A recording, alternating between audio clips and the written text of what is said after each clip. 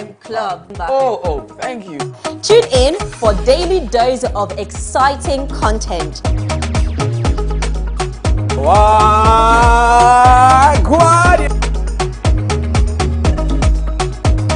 I used to be the kid that sang everywhere. Congratulations, Josephine! Josephine! Remember to scan your DVB T2 compatible TV or multi-TV decoder to MX24 for more fun content this month of November. At MX24, this was how we brought you fun in October.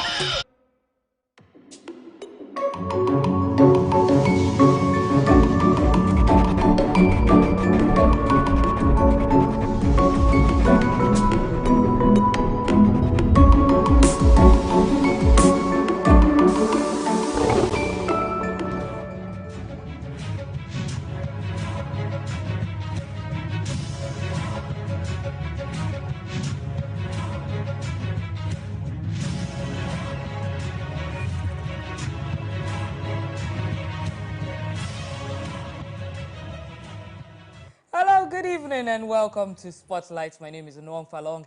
You're watching MX24 Television, your home for fun, fearless and factual content.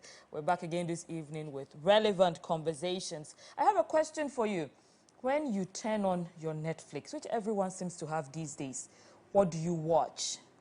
Have you ever turned on and tried to watch specific Ghanaian movies? Do you remember any specific Ghanaian movie off the top of your head? At this time, when there are so many popular African productions on Netflix, that is the question for tonight. Where are all the fantastic Ghanaian productions that we're used to? Where are they on Netflix? Especially now that Netflix is deliberately giving room for African content. We're going to be asking these questions, and we're going to be speaking to the relevant stakeholders. Please stay with us. We'll go for a quick break, and when we come back, I'll introduce you to my guests.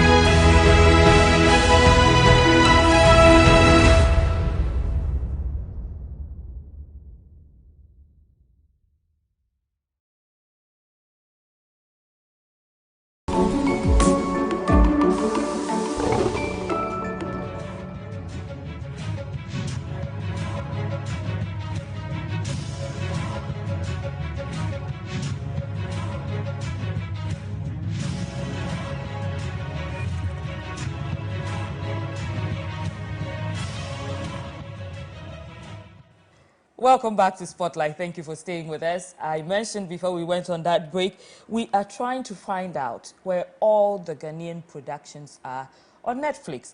We know that in the last 2 years especially, Netflix has become massively popular, especially with the closure of many cinema houses across the world. Now, Netflix has also made deliberate attempts to ensure that there is a lot of African content on the platform, especially with the success of several African productions. Now, when we get onto Netflix and we want to watch African content, you find a lot from South Africa, you find a lot from Nigeria, you see movies from Tanzania, Zimbabwe, and the question that keeps coming up, where are the Ghanaian productions? Earlier today, before we started this production, we went out and spoke to a few people, asking them about Ghanaian content on Netflix. Here is what they had to say. Listen, and then we continue the discussion. And I don't find Ghanaian content there unless there's a Ghanaian content on Netflix. And even generally, I don't know any Ghanaian movie on Netflix, honestly. I don't know. It was when this came up and I was asking a few friends that they mentioned that some of our people have put content on Netflix, but it came to me even as a surprise because I didn't come across any Ghanaian movie. And generally, I even felt that at a point we were not producing or we're producing next to nothing because I know renowned people like Peter Sedufia and Charlie Frimpong so produce movies, but generally it doesn't look like we have a lot of new movie content out there, honestly. I mean, if I'm going to and I see a Ghanaian content, I would be surprised that, hey, I have a Ghanaian content on Netflix, and then it will push me to want to watch it. So, two criteria. Either it's highly recommended or I just want to watch it because it's Ghanaian content to see what it's made of, whether it matches up to the others I have watched on Netflix. Quite honestly, the industry is almost dead now. It is on its knees. I'm not too impressed with the content. I'm not too impressed with what we are putting out there, or should I say the quantity of movies we produce. I watch Ghanaian movies. Honestly, I don't sit through a Ghanaian movie. The only Ghanaian movie that I've watched, let's say, a large, so if it's a 2-hour movie, I probably did 30 to 45 minutes, was Side Chick Gang. I think a Shelley movie. I'm not too sure. I think Ghanaian movies, it's too much noise. Like, honestly, there's not much content. The storyline is mostly repeated.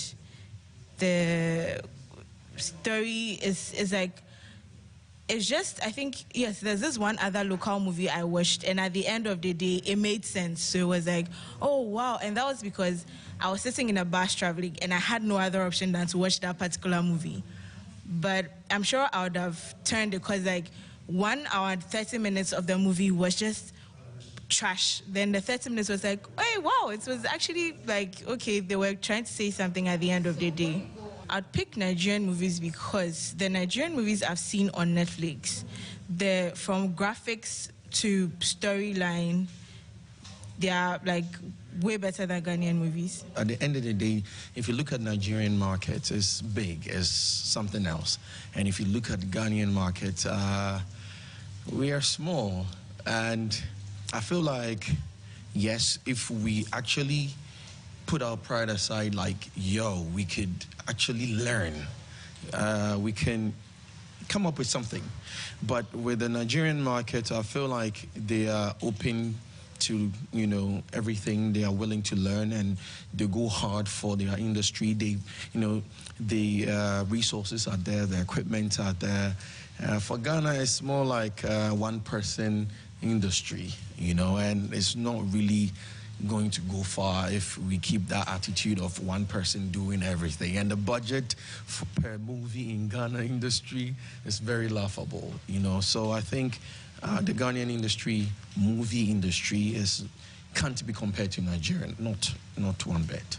Okay, so I think with the Ghanaian movie industry, we have a lot of work to do because we've been trying to focus on getting the quality right, and then in terms of doing that, we've kind of veered off, and then we are not producing anything at all because when it comes to the people who act as well as in the actors and the actresses, we have just a few, and we don't see new faces coming in. And then there's the same people playing the same roles all the time, the same storylines all the time. So it makes it boring now. Personally, when I go on Netflix, I don't go searching for Ghanaian movies. I stumble, upon it, and people are talking about it, and you want to see how good it is. So when I watched, I watched Fix Us, and I think Potato. I was shocked. It was good. it was good compared to, I mean, what I see on, compared to other Ghanaian movies, old Ghanaian movies, and it was better than it used to be, basically. Well, as compared to the Nigerian movie industry, I mean, the Ghanaian movie industry is lacking, is suffering in so many ways. I guess it has to do with resources, basically resources. With the Ghanaian movie industry, it's a sad thing to talk about because mostly, you see, when you compare the Nigerian movie industry to the Ghanaian movie industry, the Nigerians are way ahead in video quality, like production-wise, everything. Internationally, they are ahead of us because most of the movies on Netflix from Nigerians are top-notch movies, like, like the script, storyline, and everything. When you watch the Ghanaian movie industry, it's the same old cliche stories and all. Those were some serious comments there. At the point, I was very worried. You heard them. These are their opinions about the Ghanaian movie industry and Ghanaian content on Netflix specifically. I'm just going to throw the questions that they raised to the people who know more than me about Ghanaian films. We have Mr. George Busompim. He's one of the lecturers at NAFTI, the National Film and Television Institute of Ghana. He's on the line with us. We also have Gloria Osesafo, who's supposed to be joining. She hasn't joined yet. She'll be joining us on Zoom. She's an actress. Also, Kafui Danku. She's an actress. She's also a filmmaker. We have Bex right here in studio. Hi. Bex is an actor who's been acting for a long time. Also, Leila Jansi, she's a filmmaker. She's supposed to be joining us on Zoom. And Sadiq Abdullahi Abu, he's the CEO of 3 Music. Let me go to Kafui quickly. Hello, Kafui.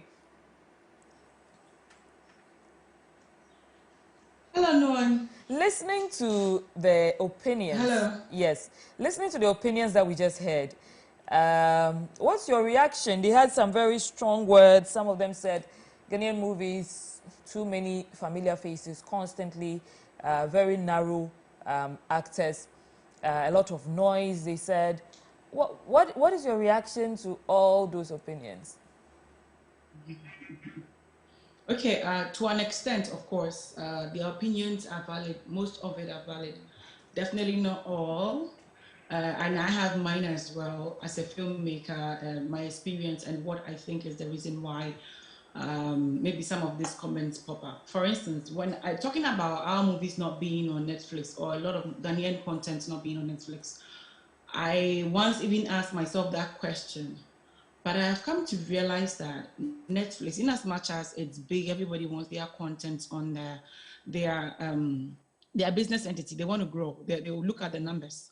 From the last population census, Ghana were about like 30 million or so, and Nigeria is like about 200 and something million. So definitely they are looking at the numbers, the content, the numbers that they are getting. Sometimes I go to Netflix, I want to watch a movie, and before I even select what I want to watch, I've seen them promoting or pushing some popularly seen movies that are popular, movies that have been seen all over their channels to me, and I see a lot of Nigerian content. So to me, the numbers game are playing, and also, and Netflix have a certain specification for their movies, which I think a lot of maybe Ghanaian filmmakers don't take into consideration. So yeah, that also plays a role. And the few Ghanaian contents that have been on Netflix are ones that did exceptionally well, and like Azali and some few of the others that I see. Like for instance, Peter Sedifier's Kitike was on Netflix for some time. When I wanted to watch it, it wasn't there anymore. So I felt like, oh, maybe it wasn't getting, maybe I'm sure Netflix checks the algorithms to see, which numbers, which movies are bringing the numbers and all that. It wasn't there anymore. I had to even call Peter to ask, Charlie, what happened? I can't see your movie, blah, blah, blah. So yes, all these are factors. And also, I don't know, I think another conversation we should have, in as much as we all want our movies to be seen on a bigger platform or to be sold to the world on an easy platform, is I don't know why we're not having the conversation of other platforms or growing something for our own etc. Recently, I've signed up to Shirley Sparrow Station, and I'm seeing some great content. And my own body, kobiranafilms.com, the site did so well. I underestimated it. It means people are out there looking for content, good content, but because we don't have certain numbers, or maybe we don't have certain things in place, it's not making it very appealing to Netflix. Thank you, Kafui. So people are out there looking for good content. There are some movie producers who are also making good content. So why are we not breaking in the numbers? Mr. Bosompim, if you can answer that for us, why are Ghanaian movies not breaking in the numbers? Because if you listen to Kafui, when you go to Netflix, you might find a few Ghanaian movies, but they're not even what will pop up. Netflix is not pushing them to you. Why are we not breaking in?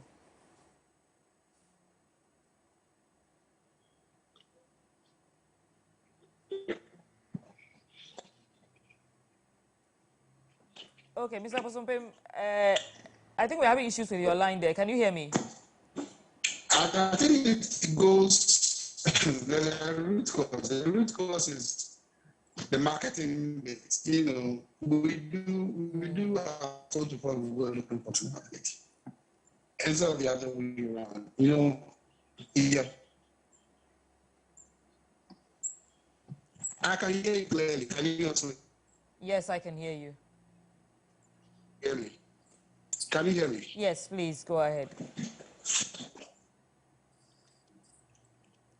Okay.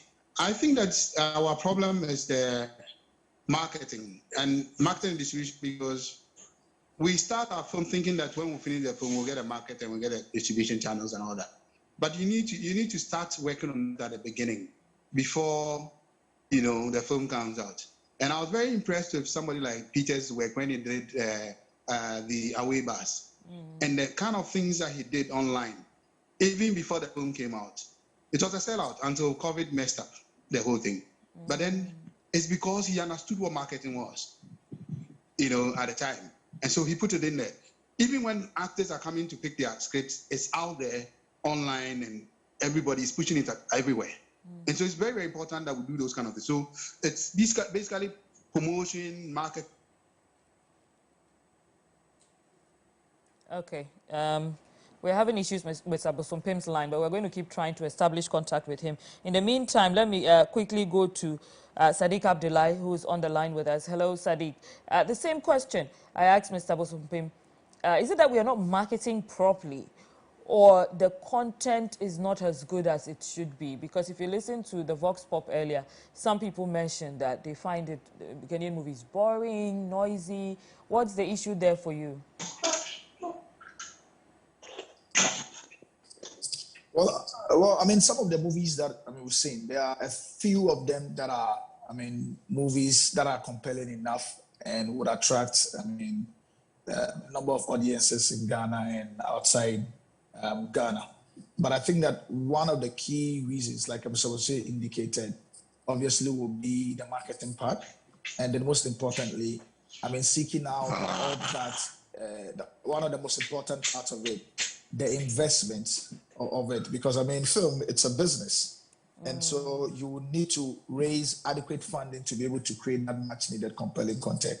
Obviously, with the mindset that, like some people indicated, if you're producing it with all the full angles, considering all full angles, marketing, distribution, in terms of the platforms and everything that's going to be in, that would to a large extent inform what kind of investment you actually raise and what kind of content you actually create. Because that by that time now, you're realizing that the market is not only limited to Ghana, but you've got a bigger market, because these days technology gives you access to markets that ordinarily you wouldn't have access to, you know. And so investment has been part of it. Knowledge about the film. Of course, we don't have a critical mass of top-notch filmmakers. Critical mass, and I choose the words carefully also because, yes, we've got a few of them, and every time when we talk, you realize that there are a few names that keeps coming up. Peter Sedifia, Shelfin Pomanso, Ivan Koshiga, and a few others that have managed to create that compelling content within the context of the Ghanaian space. But we don't have a critical mass of them.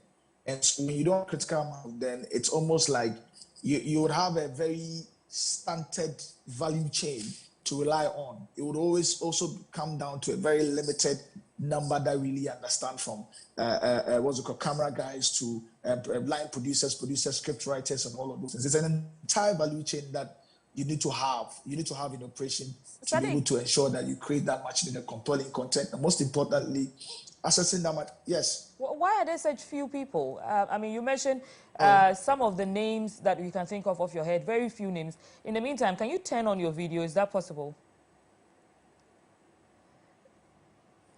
So why are there... Yes, I'm turning the video because I'm in the cameras. So okay. it's on. So why are there such few people in the industry? Initially, there was also a submission where someone mentioned that it seems like a one-person industry. Is there anyone preventing people from moving into movie production? No, I think that part of the problem is that we've not elevated the conversation in and around entertainment business enough. And so we are consistently, when you keep having more basic conversations, anybody that's outside that is looking to enter thinks that the way to enter is to continue to be basic. You know, because I say, it's just some few things. Let's get some camera guy and then A, B, C, D, and then we go. You know, so the conversations in and around it has not been elevated enough. Every time when we're having conversations, this is about one of the first few times that we're having conversations such as this. But I'm realizing a trend that, should it continue, will be a good way to raise the profile of the conversations of the industry. Look, this is what I've seen the NFA try to raise and start the most important conversations. Last week, I was on a panel, for instance, on the NFA, and one of the most important things they did prior to that was what they call the presidential pitch series. And you could see from the presidential pitch series that they were looking to drive home some very, very important things when it comes to content creation and filmmaking, you know, which is, I mean, from the ideation, the fundraising, meeting investors, and all of those things. And I reckon that even for those people that went through that process, if they were done and couldn't even access the funding enough directly from that particular place, the process you go through will shape your mind and put you in that analytical, give you that analytical perspective where when you're going to embark on your next project, you begin to think along those lines. You know, a number of those things happening will help us create a critical mass of the likes of Peter Sedifiers of the world, where now the more they go ahead, the more they find the right investment, the more they create the right stories and all, the more they produce most of these things, we'll begin to have like a very serious base that you can always rely on.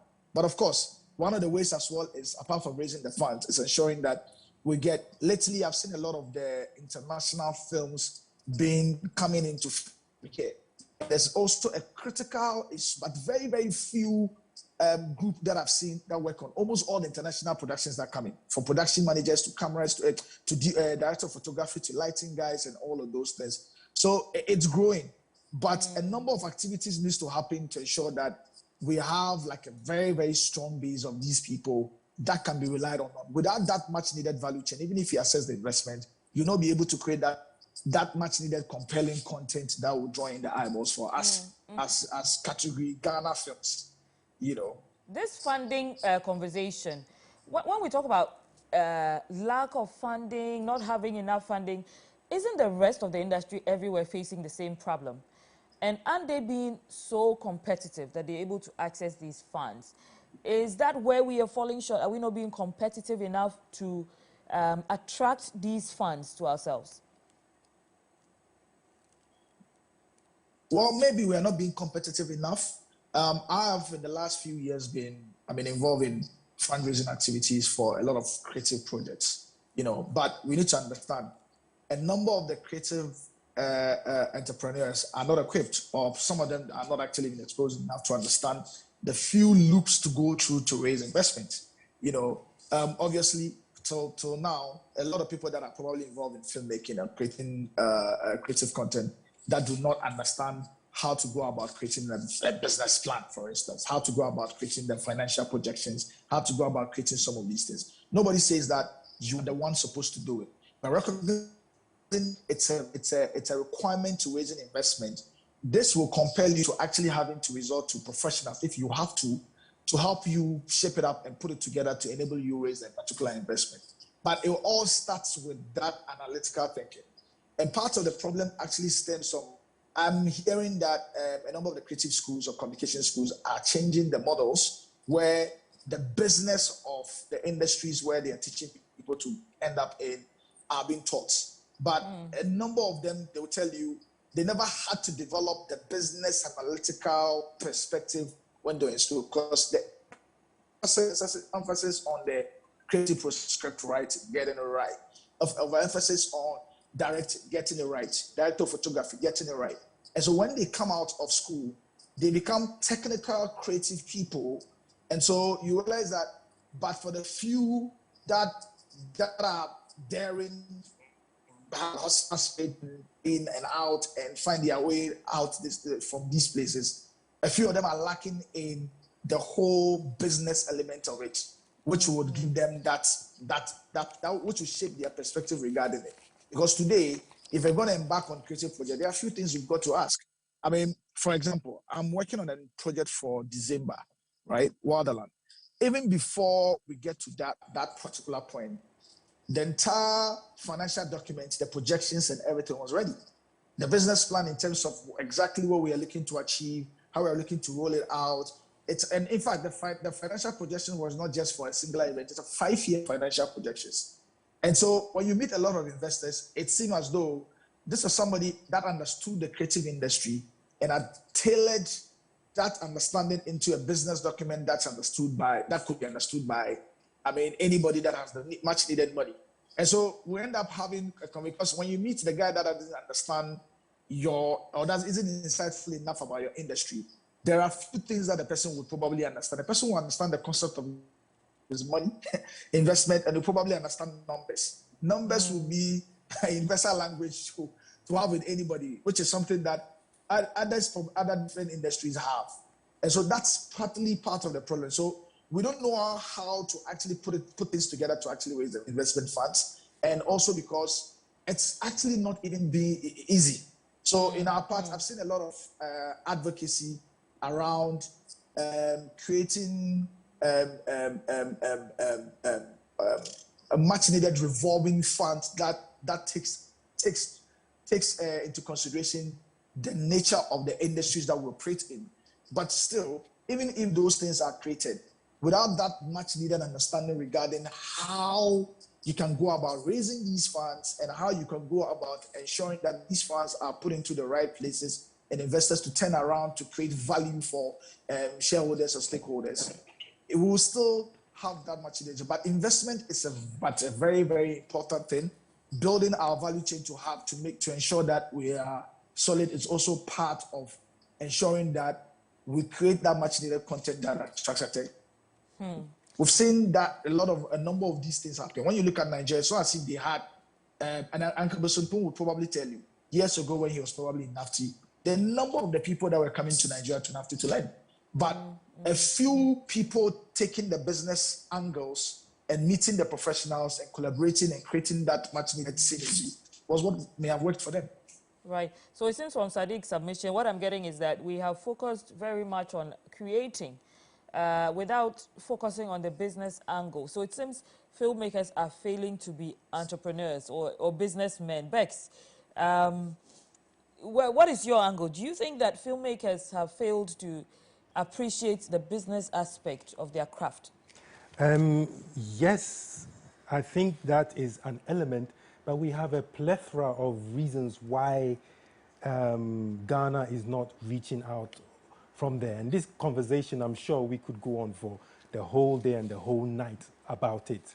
My main take on it is that we do not have a way of getting our Ghanaian films from the filmmakers to the person who watches Premier League for 2 cedis in Yendi on a Tuesday night.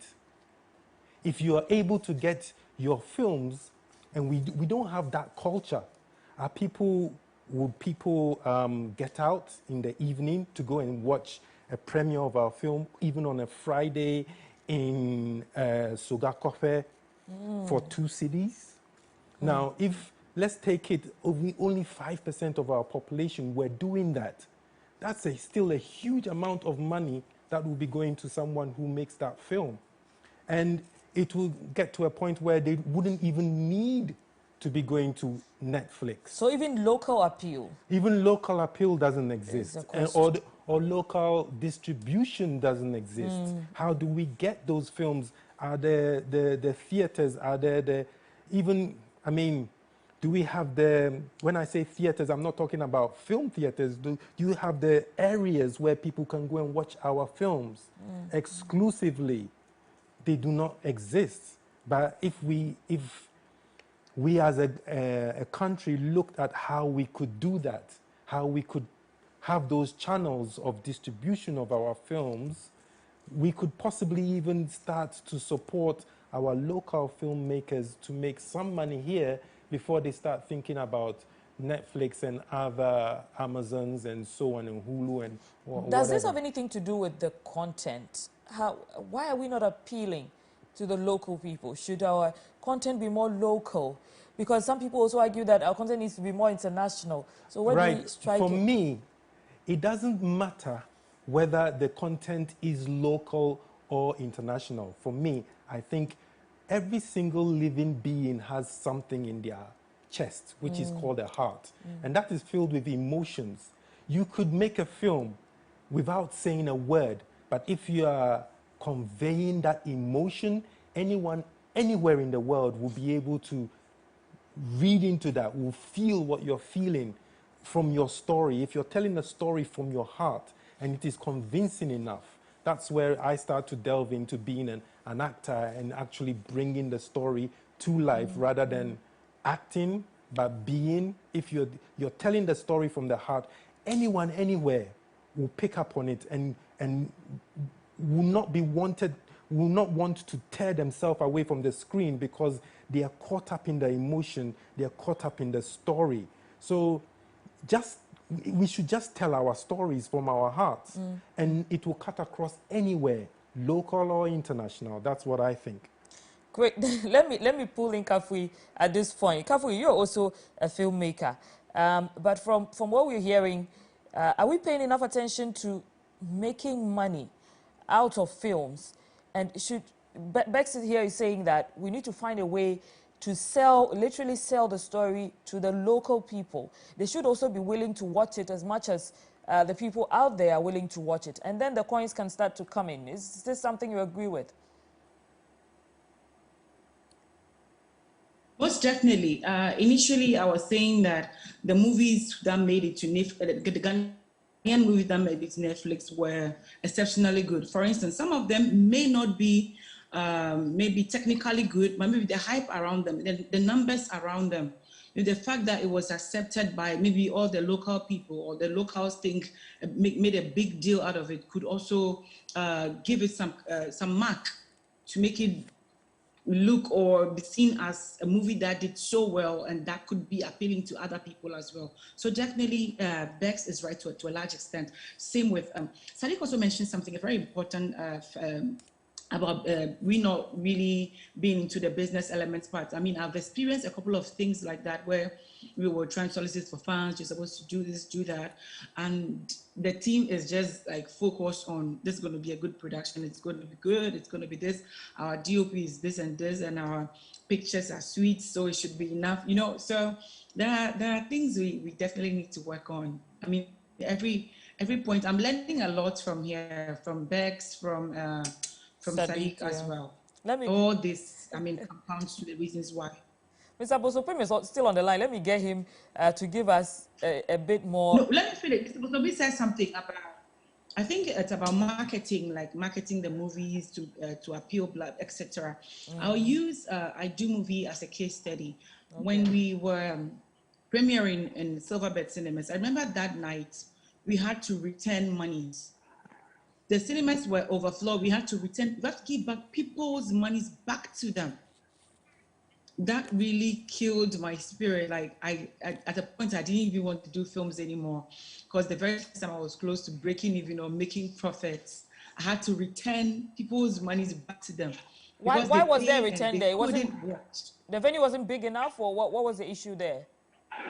It wasn't big enough. Like we were at Accra Mall and then West Hills Mall. Someone physically almost attacked me. I didn't even know the guy was coming to me. Can I have my money back? Can I have my money back? So even when we push, okay, fine, you guys have to market it, we'll do this. We try to get the whole Ghana involved. People, we have to still return monies. There are so many loopholes that need to work on. This is interesting. Mr. Bosumpim, you literally teach all of these angles.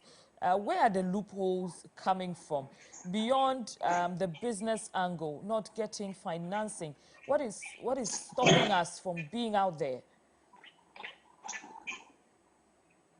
I think our biggest problem first.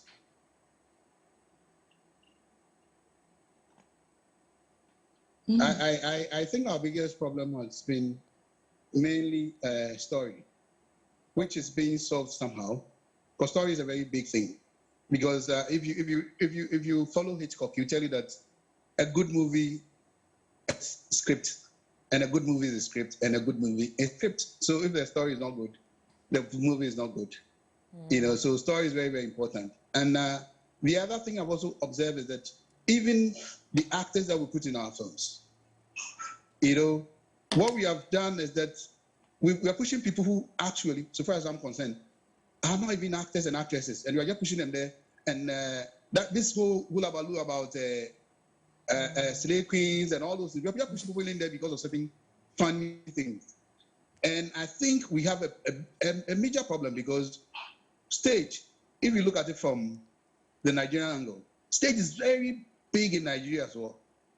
And even some of these old actors that we see on the Nigerian screen, these people have gone through that mill where they've acted on stage before. And even if they are already on screen, they go back and go and act on stage and act on. You see, it toughens them, it gives them a better understanding of script and acting. We don't do that. We just pick anybody from anywhere. We think that, oh, that person is good enough. He looks good. We put a person on the screen. That's one thing. That's another thing. The other thing is that in terms of the Netflix issue that you're bringing up, in terms of distribution and all that, every organization has its own regulations. And I'm very happy that Kathy was mentioning that. Look, there are formats that you have to follow, even when you're going for a festival. Our people are so, I don't know what is wrong with us, but it's like we just don't want to read anything, any regulation. We want to create our own regulation. And so for the Oscars, for the Globe, all the other things that we want to participate, it comes to bite us because we don't read the regulations. We just want to do anything our way and put it there. But every organization has its own rules and regulations. You either follow it or you don't even venture to go there. And so that's our biggest problem too. Because if we don't read their regulations, every time you send your thing, they'll reject it. You understand? So those who have been able to work their way there, it means that they are following certain criteria and guidelines. And it's very, very important that we follow that. Otherwise, it won't work. As for what is local and what is international, what the conversation you're having, film is universal.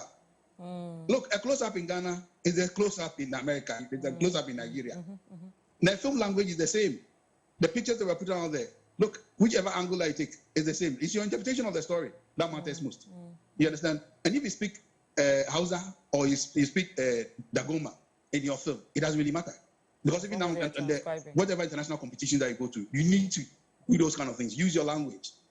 Let's talk about one of the best films Ghana have ever produced. I told you so. What language did we use?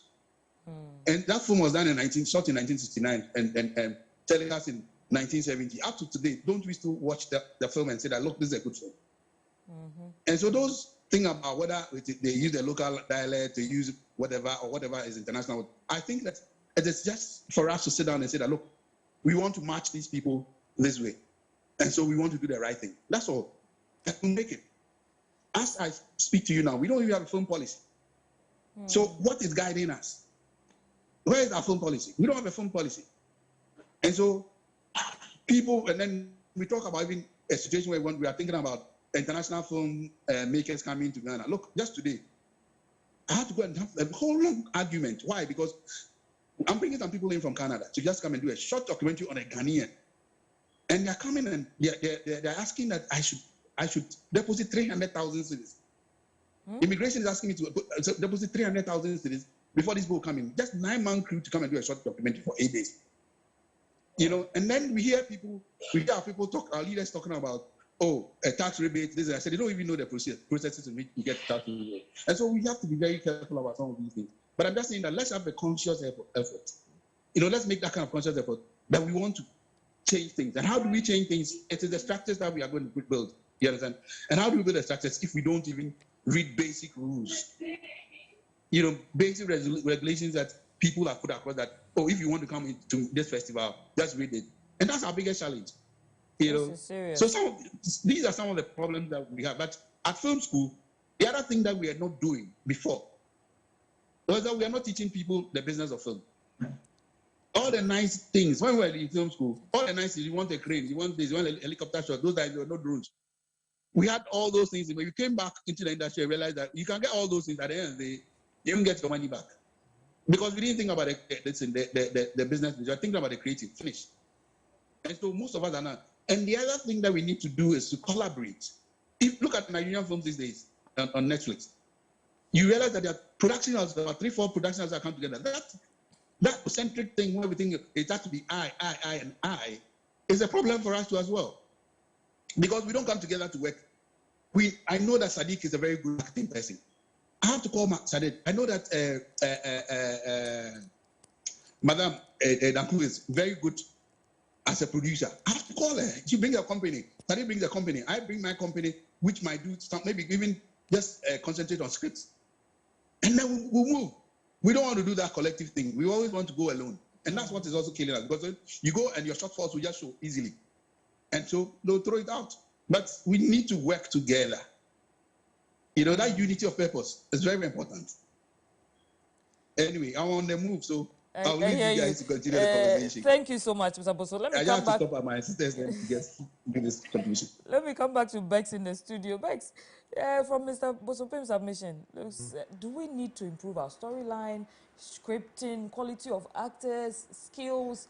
Does this play a part? Well, yes. I think, to me, even if we had bad picture, probably not bad sound. You really do need great sound. But if you had bad picture and you had an incredible story, incredible actors, you would break a whole lot more than if you had wonderful picture, wonderful sound, wonderful technicality, and you had a poor script and you had bad acting. Because, like I said, I always go back to the heart, and I always go back to emotions. The emotions are the same across the world. It's across. Even a dog has emotions, So that's the universality of any story being told, the emotions. So if you have a script that is telling an emotionally catchy story, and you have actors that can portray it, however that is being transferred to the audience, it's going to make something. So I don't think Ghana have really been able to make that film that breaks through on Netflix, where everybody's going, wow, that is incredible. And people are flocking to see it. We only need that one. And if we had that one, it will create a tunnel for more to flow through. More attention. More people will be looking at us. I think what we need to do is focus on those things. And like he said, we need to have real actors, not people who just have the Instagram numbers and all of that, but people who can actually act and tell the stories. It's good to have, you want to promote your movie, but, selling a movie is not people coming to see it once. It's people who come and see it once, go back and bring 3 more people because they were so moved by the experience, they want the rest of the people they care about to see it. So if they want to do that, you don't want to just sell it to the first group of people. You want to sell it and keep selling it. That's what I think. Sadiq, hopefully you're still on. Is it possible for a filmmaker to break even with an unknown actor? Or does the popularity of your cast have anything to do with your numbers? No. Obviously popularity, but brilliant acting. I'm sure for those people that were making a lot of noise about King of Boys, the supporting character, what's her name? Tony Tones. The younger version of the main. Tony Tones. There are a lot of people in Ghana or outside of Nigeria, for instance, that perhaps didn't know Tony Tones, but enjoyed their acting.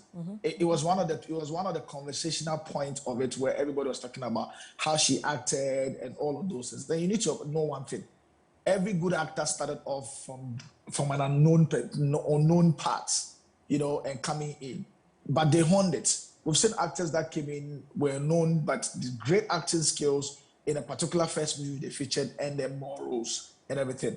So yes, compelling content isn't limited to knowing a particular person. How many of us haven't had time to watch Korean drama?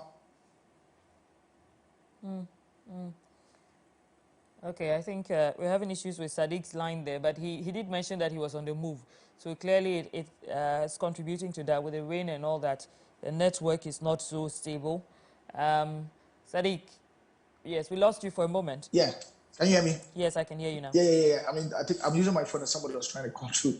So I was saying that, I mean, it doesn't, I mean, great acting skills from an unknown character would definitely get people sucked into the story. And I was likening the situation where a lot of people that became addictive to, say, Korean telenovelas or Brazilian telenovelas started it from not knowing the characters even before that. They didn't know the characters, but they were soaking into the storyline. They were soaking into the plots. They were soaking into the way it was filmed and packaged and put together. And all of these things are what actually pulls them in. In fact, today even, they are actually even translating it into different languages that's actually even relatable to the people as a way of getting them into the movies or into the content. So you do not need to be popular. You do not need to want a lot more people, or you want that massive recommendation that would ensure that a critical, or you gain some very, very massive audience that would ensure that you break even. So yes, I mean, if you get a very known actor that is very good, and Ajita Anand is popular, but is also very good. And Lydia Forson is popular, but is also very good. Nasha Koi is popular, but also very good. And so, I mean, James Gardner is popular, but is also very good. So if you're getting all of them, but the basic line will be, because first and foremost, you don't start off, I'm not sure the way properly trained directors are wired is that they start off with, oh, I need to get this popular guy. No, they are looking at the person who will bring a particular character to life. And the way to bring the character to life is popularity. The way to bring the character to life is great acting skills, which is what a lot of people, even without saying, will be pulled into. Let me go to the filmmaker, Kafui. Have you ever used an unknown actor in any of your productions, and did the person deliver or bring in the numbers that you were expecting to get? Okay, the movie that I used a not so known actor in hasn't been premiered yet. But I know, he's exceptionally good. In your experience, is it possible to sell a movie to the Ghanaian audience with an unknown actor? Yes, but I think he needs a lot of work, a lot of extra a lot of marketing. Because the general Ghanaian would like to see their favorite. They would like to see Jackie. Oh, why is Jackie not in this movie? Oh, why is Majid not in this movie? Because they are sensational. Like, they just want to see people they know, people they like, people they've seen over and over the years and believe that they would deliver. So some people are biased like that. So it would take an extra push to kind of put a new person in their mind. Some people, by just looking at the poster, maybe it's not even beautiful, just because he has a certain face, or it's not that good, but he has a certain face, they would buy it. I used to do that as well, and I know there are a lot of people who do that. Bex was saying something. I think he's trying to contribute. I mean, the thing is, many of the producers think that, but that is where we get trapped. Okay. And we keep using the same people over and over and over again. And there is nothing exciting anymore, because many of our actors, Denzel Washington says, I don't want to be the person who they say they see everywhere. I want to see the person they want to say, I can't wait to see. Okay. You get me? Yeah. So many of the producers here, they keep using the same people over, and we get frankly bored of it.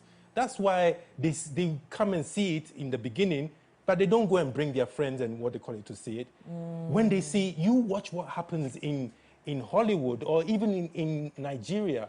when you have a new actor that no one's seen before and they come and do something that is incredibly unique, because every single human being is unique. So when they do something unique, everybody gets excited. Wow, the industry gets a whole new impetus because there's a new face that is doing something crazy. That's something that is offshoot that they are so excited about. But if you come and give me, yeah, they're fine, but they're not changing.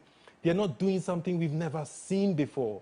And everybody wants to experience something that they've never seen before. I mean, we think that's what most people want. That's what many of the producers think. They think that people want to see these faces all the time, but they're really killing themselves because they're not taking into the intelligence of people. They haven't plugged into the kind of Apple mentality where we will tell you what you haven't seen before. Okay. We will give you something. Okay. We will give you something extra, you know. But love story so this, instead love of story feeding that. their taste, you want to cultivate their taste. Yes. Okay. Guide them. Be a leader. You know, bring something extra, something new, someone new. You know, a new way of filming, a new DOP who isn't being used, and we've not seen their style over and over and over again. A new script writer who we haven't seen over and over and over again. I know there are certain people, when I'm going to see their films, I know exactly what I'm going to see. So why should I go and see it? Okay, so the story is predictable. It's predictable. Okay. You know, we've seen it all before. So I know what's going to happen. But if you see something brand new, I mean, when Keteke came, we knew this was different. And that's what's propelled it all over the place. You know, we need that happening time and time again. Not only from the filmmakers, but from the actors as well. So I think Mr. Bonsompe mentioned something earlier saying we're not learning. So in the case of Keteke, like you mentioned, which was pretty successful, there was also Burial of Kojo, which was also very successful on Netflix. I remember everyone wanted to watch it. Is there something that these producers know, or the actors or whoever owned the movie knows, that has not been transmitted to other filmmakers in Ghana? Are we supposed to be learning something new to get to that level? They're a group. You see, whenever you take, for me, my principle is whenever I'm going to do anything, I want to do something that's never been done before. I want to break the mold. I think as a creative, you can't be formulaic. You need to be breaking the mold. You need to be doing something different every single time. Even if you're going to walk from here to there, walk different. If you're going to bring out a love story, have a twist to it that people haven't seen before, so that when people leave the theater, they're thinking, wow, I didn't think about it that way, you know? But if we're doing the same thing over and over again, people get bored. They get bored. And we just get... If you look, Burial of Kojo, they came with something different. It was different enough. That's why it was successful. Keteke was different enough. Azali was different enough. That's what took them to those levels. But if you're doing the same... You look at the people who are producing the same kind of movies. They don't break what Burial of Kojo, Azali, or Keteke did. Why? Because they become formulaic. That's my opinion on it. Interesting opinion. Let me come back to Kafui, because I just want to find out where this whole funding conversation is concerned. Who exactly should be putting in the funds? Should this be coming from the government level, or should it be coming from private funds? I also know recently, I mean, the director in charge of African content at Netflix, he made some interesting comments, and let me just take a few of those. He was saying, and I'm just quoting him, we have to get, we're trying to scale quite quickly in terms of offering what we have in the market, but we're also seeing that there's a limit to how many very high-level producers there are on this market. So we are working very actively to support the industries and the ecosystem with training schemes and other initiatives that we have put into place in the last year and a half. He was also saying we're also looking at emerging talents in Africa, trying to see how we can develop them because of their stories and be quite impactful as well. But we have to make sure that we are able to bring some of their stories and have those diverse voices representing in terms of our overall offering in the market. And the whole point is that Netflix has started pushing out there, trying to support with money, trying to support with training and funding. And there are some Nigerian movie makers who have been taking advantage of. In fact, I invited one of them, but he's actually on set right now, producing a movie that is being sponsored by Netflix, Death and the King's Horsemen. And you might know him. This is B. Bandele, who directed Half of a Yellow Sun, Chipamande's movie. And he's presently working on, he just finished one with Ebony Life, which was also for Netflix. He's working on another one, which is being sponsored by Netflix. Who is supposed to sponsor this Ghanaian content that will take us there? And in all of these opportunities, why are the Ghanaians missing? Are we not pitching for equal, equality in these opportunities, and they're not looking towards us? What's happening? Well, the more the merrier. The government can finance, can come from Netflix, can come from bodies, individuals, yeah, anywhere. But also, like you said, you're asking, like, why are we missing out? Why this? Why this? There's a lot that needs to be really talked about. Talking about initially when you started reading what you were reading, when they started, I felt like, oh, they're just looking out for elite filmmakers, because I can see Mo's film there, I can see Shirley's film there. Okay, I saw this film. It looked like a certain kind of film. And then again, along the line, you read that they're looking to also build emerging talent, etc., which is what needs to be done at a point. And for instance, let's say you have a movie now, you want to premiere Silverbird, or you want to do some kind of partnership. There's an office. You can just go walk to the Silverbird office and say, okay, fine, this is my product. Take a look and see if it befits your whatever. But even the Netflix doesn't, in Ghana, let's say you have a movie that is fit to Netflix specification. How do you present it? Where do you take it?